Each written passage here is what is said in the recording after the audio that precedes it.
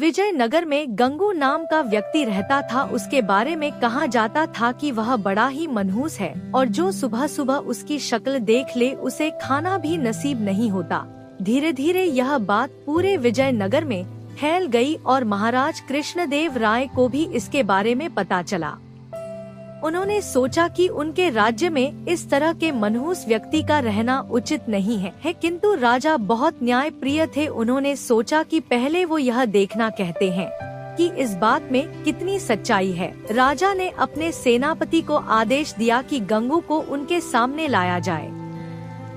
सैनिकों ने गंगू को महाराज कृष्णदेव राय के समक्ष पेश किया। महाराज कृष्णदेव राय जिस कमरे में सोते थे उसी में गंगू के लिए भी विस्तार लगवाया और सुबह जब राजा सोकर उठे तो उन्होंने सबसे पहले गंगू का चेहरा देखा। कुछ देर बाद अचानक कार्य आ जाने के कारण राजा को राजमहल से बाहर जाना पड़ा और उस दिन वो इतने व्यस्त रहे कि उन्हें खाना भी नसीब नहीं हुआ।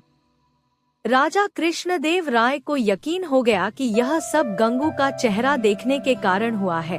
राजा ने सोचा जब इस व्यक्ति के कारण मुझे भोजन नसीब नहीं हुआ तो शहर के दूसरे लोगों के साथ क्या होता होगा। गुस्से में राजा कृष्णदेव राय ने गंगू को फांसी पर टांगने का आदेश दिया। यह बात पूरे राज्य में फैल गई कि कल गंगू को फांसी दी जाएगी। जब यह बात तेनालीराम को पता चली तो वे सारा माजरा समझ गए और तत्काल गंगू के पास पहुँचे।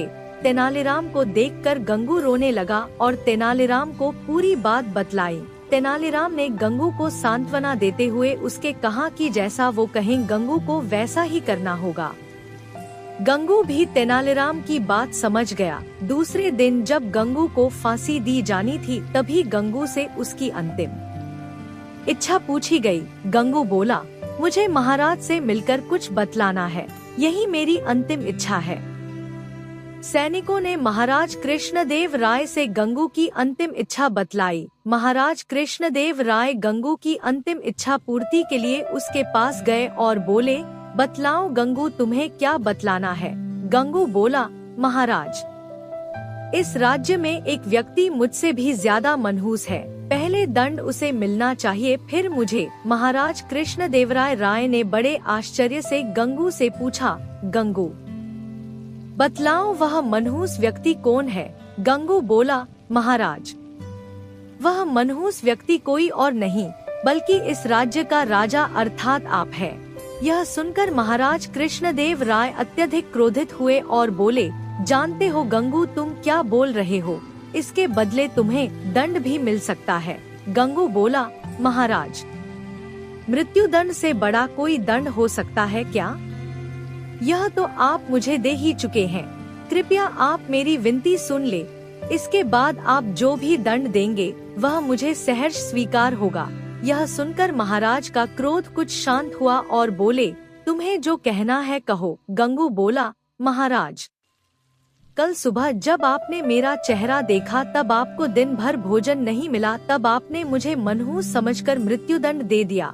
ठीक उसी समय कल सुबह मैंने भी आपका चेहरा देखा था और मुझे फांसी की सजा मिल गई, मतलब आप मुझसे भी ज्यादा मनहूस हुए। महाराज कृष्णदेवराय को पूरी बात समझ आ गई और उन्हें अपने निर्णय पर पछतावा हो रहा था। उन्होंने तत्काल गंगू की फांसी की सजा माफ कर दी। गंगू को अपने पास बुलाकर पूछा, गंगू, यह विचार तुम्हारे मन में कैसे आया? गंगू बोला, महाराज, मुझे तेनालीराम ने यह सब करने की सलाह दी थी। राजा कृष्णदेव राय ने गंगू को खुश होकर बहुत सा धन दिया और उसे सम्मान पूर्वक विदा किया। उन्होंने तेनालीराम का धन्यवाद किया कि उनकी बुद्धिमानी से एक निर्दोष की जान बच गई और राजा से एक बड़ा अन्याय होने से टल गया।